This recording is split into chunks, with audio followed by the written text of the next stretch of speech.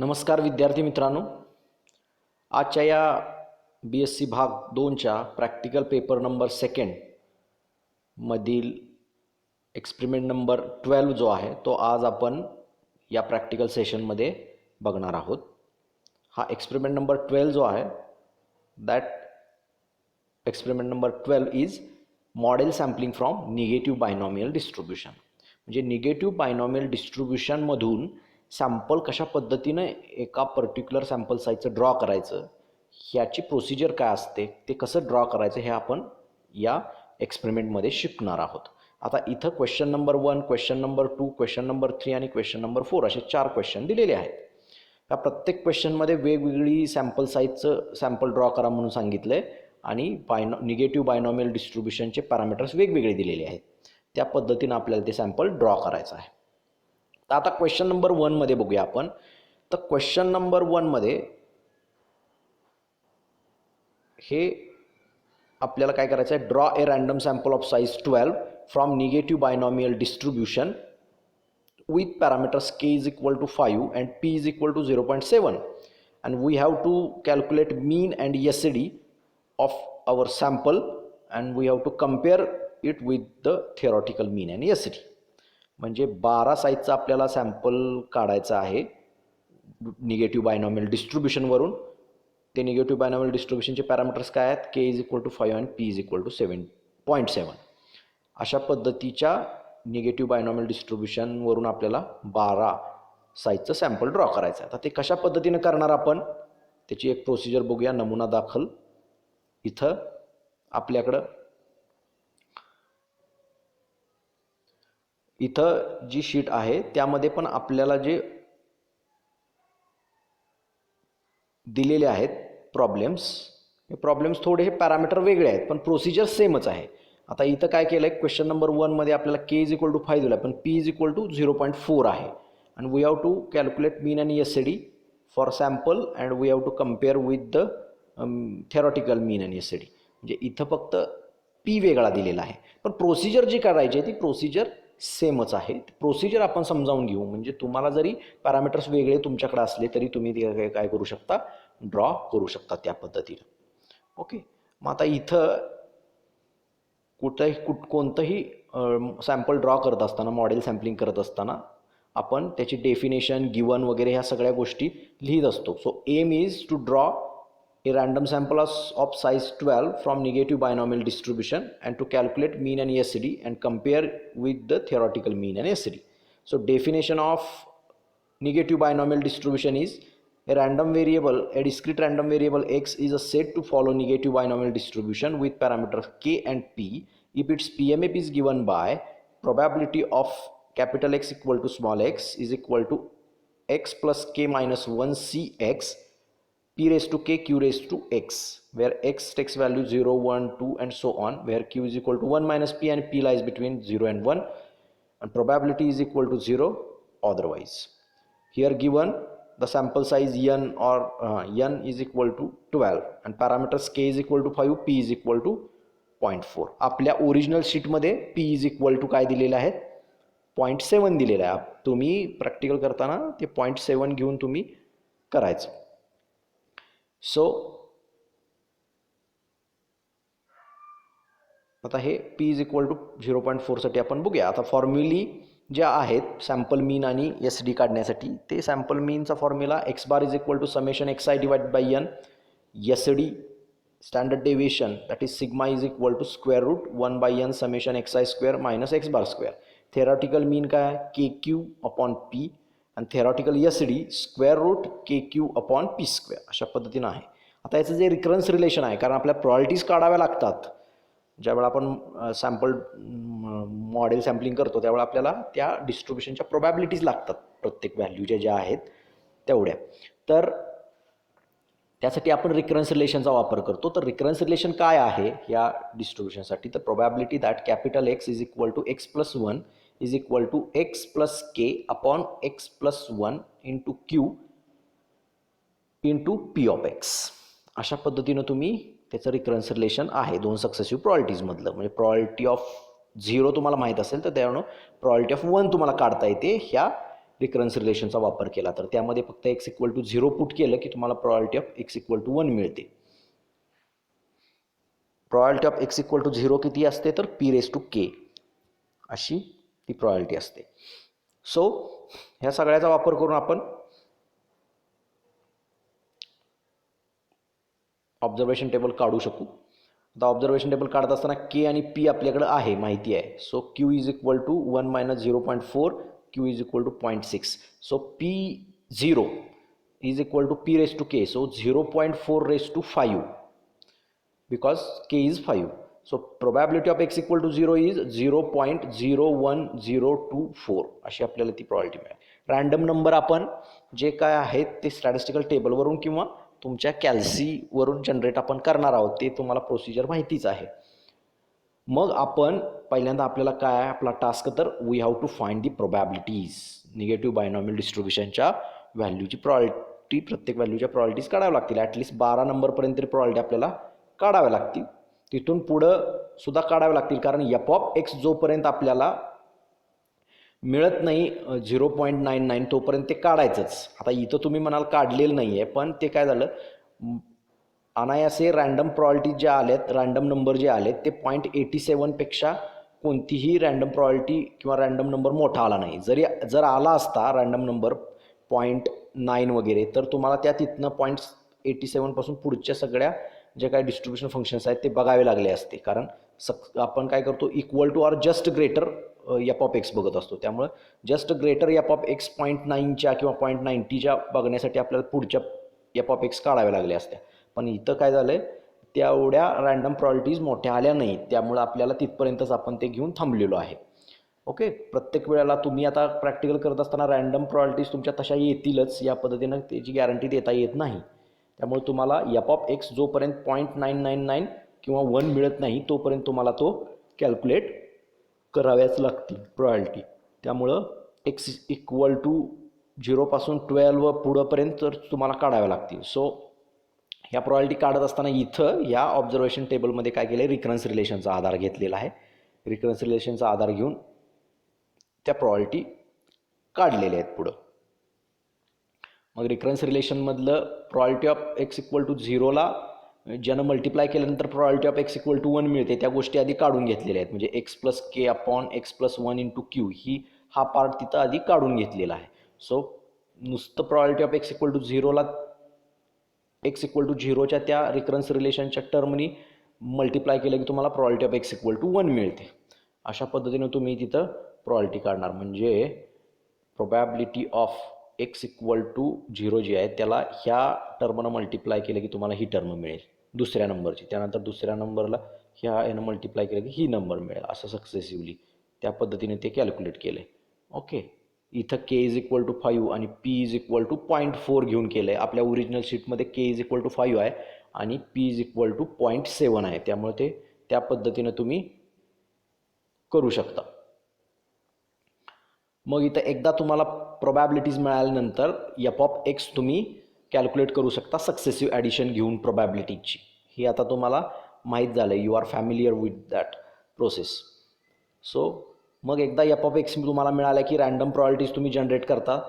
0 to 11 पर्यंतचे आपले एक्सच्या व्हॅल्यू आहेत त्यासाठी ते काउंट केले तर 12 होतात. त्यामुळे 12 तुम्ही रँडम प्रॉबिलिटीज किंवा रँडम नंबर तुम्ही घेतलेले आहेत. सो ते 12 रँडम नंबर्स जे आहेत ते प्रत्येक रँडम नंबर आपण कम्पेअर करणार. 0.1622 जो आहे तो त्याच्या equal to or just greater. आता हे बघा 0.1622 जो आहे त्याच्या इक्वल टू किंवा जस्ट ग्रेटर आपण f(x) बघणार. त्याच्या इक्वल टू नाही आहे, जस्ट ग्रेटर कुठं आहे 0.1736 आहे. हा आहे बघा 0.1736. मग त्याचा करस्पॉन्डिंग काय आहे x, त्याचा करस्पॉन्डिंग x म्हणजे तुमचा 3 आहे. सो 3 तुमचा काय येणार पहिली रँडम व्हॅल्यू म्हणून येणार इथं अशा पद्धतीनं. ओके.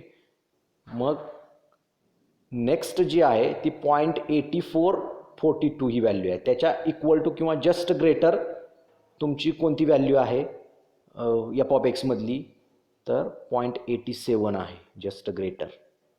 सो 0.87च्या करस्पॉन्डिंग x कुठला आहे तर 12 आहे. तो 12 तुमचा तिथं सेकंड तुमची रँडम व्हॅल्यू म्हणून तिथं येणार आहे. अशा इथं सेकंड जी व्हॅल्यू आली आहे 12 ती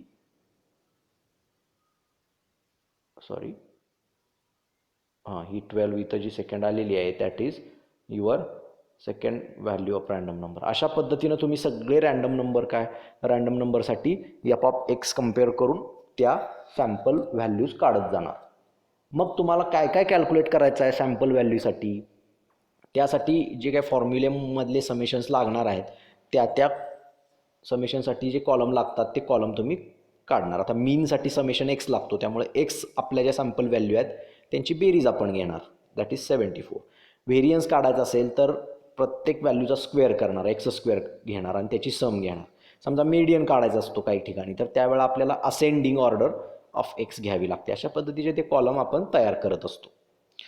मग एकदा त्या व्हॅल्यू आपल्याला सॅम्पल व्हॅल्यूज मिळाल्या त्याच्या समेशन्स आपण घेणार आणि मग पुढं सॅम्पलसाठी जे काय मेजर्स तुम्हाला कॅल्क्युलेट करायला सांगितलेले आहेत ते मेजर्स आपण इथं कॅल्क्युलेट करू शकतो.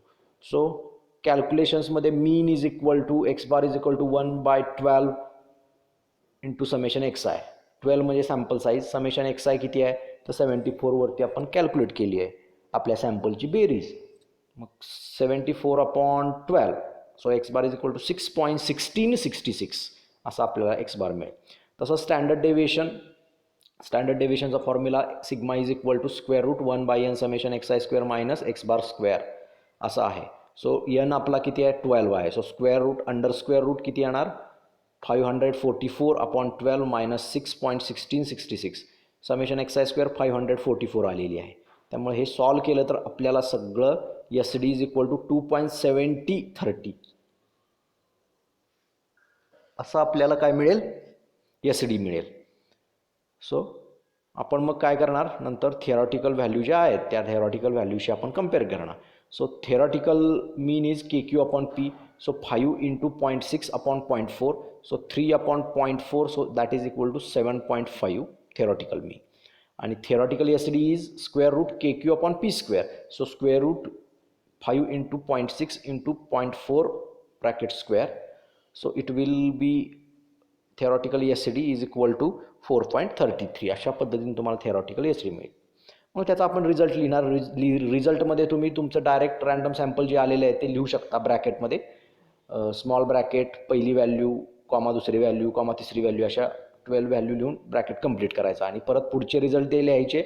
पुढचे रिझल्ट तुम्ही काय लिहिणार आहात calculated mean is a less than theoretical mean. ज्या पद्धतीनं तुम्हाला मिळेल त्या पद्धतीने ते लिहिणार तुम्ही. कोण कोणापेक्षा लहान आहे कोण कोणापेक्षा मोठा आहे. Calculated S D is less than theoretical S D. अशा पद्धतीनं तुम्ही काय करू शकता हे सॅम्पल ड्रॉ करून त्या सॅम्पलसाठी वेगवेगळे मेजर्स कॅल्क्युलेट करू शकता. तसंच आता इथं क्वेश्चन नंबर 2 आहे. त्यासाठी आपल्याला काय करायचं आहे to draw random sample of size 14 from negative binomial distribution and also calculate arithmetic mean geometric mean and harmonic mean calculate करायचं. तर त्यासाठी आपण परत डेफिनेशन लिहिणार. आपल्याला जे गिवन दिलं आहे ते given N is equal to 14 म्हणजे सॅम्पल साईज 14 आहे. Parameters K is equal to 6 दिला आहे. पी इज इक्वल टू 0.738 दिलेलं आहे. त्याच्यावरून क्यू काढणार. P probability of x equal to 0 that is p raised to k. त्यावरून probability of x equal to 0 is equal to 0.1615 अशी मिळेल. मग फॉर्म्युली जे काय कॅल्क्युलेट करायचं त्याचे फॉर्म्युले आपण लिहिणार आहोत. अरिथमेटिक मीनचा जॉमेट्रिक मीनचा आणि हार्मोनिक मीनचा असा आपण फॉर्म्युला लिहिणार. आणि त्यासाठी आधी काय करणार प्रॉबिलिटीज कॅल्क्युलेट करून घेणार. रिकरन्स रिलेशनवरून करा किंवा डायरेक्ट करा. त्या प्रॉबिलिटीज कॅल्क्युलेट करून घेणार. त्यानंतर एफ ऑफ एक्स काढणार आणि मग रँडम प्रॉबिलिटीज घेऊन काय करणार आहोत आपण कम्पेअर करणार आहोत. कम्पॅरिझनचा पार्ट तुमच्या लक्षात आला. आता पहिली व्हॅल्यू इथं 0.5374 आहे रँडम प्रॉबिलिटीजमधली. त्याच्या equal to R just greater किती आहे तर 0.64 आहे. त्याच्या करस्पॉन्डिंग एक्स किती आहे 2 आहे. So 2 is first value of your random sample. अशा पद्धतीनं ते रँडम सॅम्पल कॅल्क्युलेट करणार. मग त्याचा मीन जर तुम्हाला काढायचा असेल तर समेशन एक्स लागेल. So that summation x is 25. अशा पद्धतीनं आपण घेणार त्याचा मीन काढणार. 1/n समेशन एक्स आहे that is 25 divided by 14 that is 1.7857. त्यानंतर जॉमेट्रिक मीन आणि हार्मोनिक मीन इल डिफाईन असतील, कारण जॉमेट्रिक मीनमध्ये काय होतं आहे, आपल्या रँडम सॅम्पलचा जॉमेट्रिक मीन काढायचा, तर ह्यातल्या बऱ्याच व्हॅल्यू काय आहेत तुमच्या 0 आहेत, आणि 0 या व्हॅल्यूसाठी जर तुम्ही जॉमेट्रिक मीन काढला, एखादी व्हॅल्यू जरी 0 असेल तर तो जॉमेट्रिक मीन तुमचा 0च येतो, डायरेक्ट एकतर 0 येणार तुमचा जॉमेट्रिक मीन. आणि हार्मोनिक मीन तुम्ही कॅल्क्युलेट करू शकत नाही, कारण 1/xi व्हॅल्यू असल्यामुळं तिथं काय होतं तुमचं ते इन्फिनिटीला जातं. सो तुमचं कॅल्क्युलेट करता येत नाही, किंवा ते सुद्धा 0 म्हणता येईल, पण शक्यतो इल डिफाईन असतं. सो जॉमेट्रिक मीन आणि हार्मोनिक मीन तुमचे इल डिफाईन असतील, आणि ॲरेथमॅटिक मीन तुमचा एक्स बार जो आहे 1.7857 अशा पद्धतीने तुम्ही तो लिहू शकता. अशा पद्धतीनं this is the procedure of drawing a sample from negative binomial distribution. It is as usual to the other distribution. जशी मागच्या डिस्ट्रीब्युशनसाठी करताय तुम्ही त्याच पद्धतीनं प्रोसिजर जी आहे ती प्रोसिजर सेमच आहे. प्रॉयल्टी काढणं, त्याच्यावरनं f(x) काढणं, रँडम नंबर्स घेणं आणि कम्पेअर करणं तेवढं तिथं क्रुशियल पॉईंट असतो. म्हणजे रँडम सॅम्पल ॲक्च्युअली घ्यायचं कसं, म्हणजे तुमच्या रँडम प्रॉयल्टीजमधला जो पहिली प्रॉयल्टी असेल, दुसरी प्रॉयल्टी असेल, तिसरी असेल, किंवा पहिला रँडम नंबर, दुसरा रँडम नंबर, तर तो काय करायचा, त्याच्या equal to or just greater f(x) बघायचा, f(x) मधला नंबर बघायचा आणि त्याच्या करस्पॉन्डिंग एक्स घ्यायचा तुमचा रँडम सॅम्पल म्हणून. त्या पद्धतीनं ही प्रोसिजर जी आहे ती प्रोसिजर सगळीकडे सेमच आहे. So in this way we can draw a random sample from negative binomial distribution. आता इथं आपल्या शीटमध्ये, ओरिजिनल शीटमध्ये जे प्रॉब्लेम्स आहेत ते प्रॉब्लेम्स आणि मी आता एक्सप्लेन केलेले प्रॉब्लेम्समध्ये थोडासा स्लाइटली पॅरामीटरचा डिफरन्स आहे, तो तुम्ही लक्षात घेऊन तुमच्या ओरिजिनल शीटमध्ये जे काही पॅरामीटर्स दिलेले आहेत त्या पद्धतीने तुम्ही करू शकता. ओके.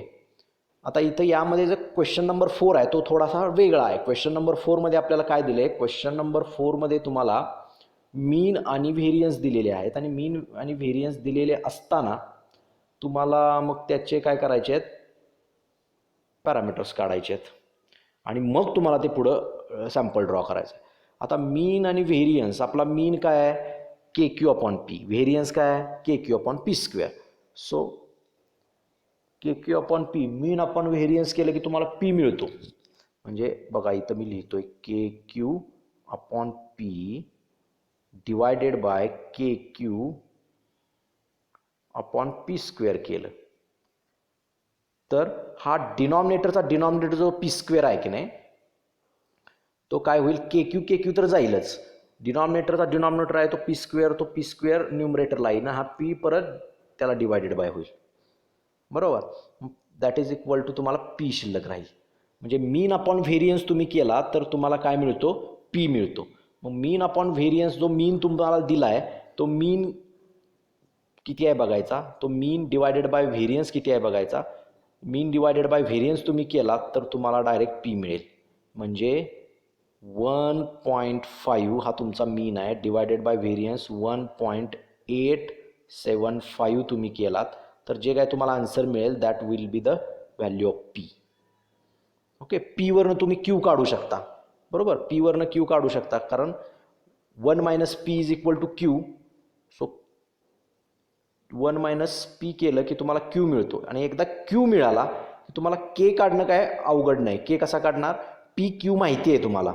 सो KQ/P म्हणजे मीन, आणि तो मीन दिला आहे 1.5. ह्यामध्ये Qची व्हॅल्यू टाकायची, Pची व्हॅल्यू टाकायची, मग तुम्हाला K इज इक्वल टू काय मिळेल, ती व्हॅल्यू तुमची Kची असेल. असे तुम्हाला एकदा पॅरामीटर मिळाले की ते पॅरामीटर वापरून तुम्ही प्रोबॅबिलिटीज काढा, प्रोबॅबिलिटीवरून डिस्ट्रीब्युशन फंक्शन काढा, डिस्ट्रीब्युशन फंक्शनवरून मग रँडम प्रॉयल्टीज वगैरे त्या कम्पेअर करून रँडम सॅम्पल काढा, आणि त्या रँडम सॅम्पलसाठी Q1 Q3 वगैरे किंवा मेडियन काढा.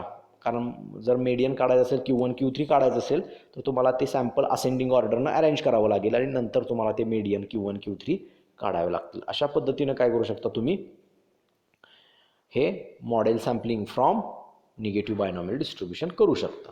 Okay. So for today's session we are going to stop here. Thank you.